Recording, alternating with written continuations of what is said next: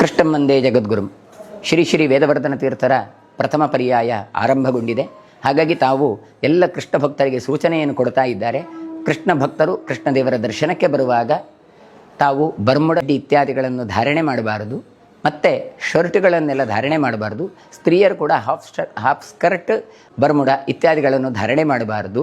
ಹೀಗೆ ಬರಬೇಕಾದರೆ ಭಗವದ್ ದರ್ಶನಕ್ಕೆ ಬರುವಾಗ ಕೃಷ್ಣ ಭಕ್ತರಾಗಿ ಬರಬೇಕು.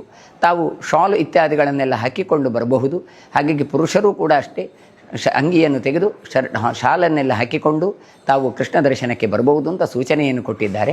ಬೆಳಗ್ಗೆಯಿಂದ ಸಾಯಂಕಾಲದಿಂದ ಬೆಳಗಿನವರೆಗಿದ್ದು ಎಲ್ಲವೂ ಕೃಷ್ಣ ಪೂಜೆಯೇ ಆದದ್ದರಿಂದ ಮಧ್ಯಾಹ್ನವರೆಗೆ ಅಂತ ಏನೊಂದು ನಿಯಮಗಳಿತ್ತು, ಅದನ್ನು ರಾತ್ರಿವರೆಗೂ ಕೂಡ ವಿಸ್ತಾರ ಮಾಡಿದ್ದಾರೆ.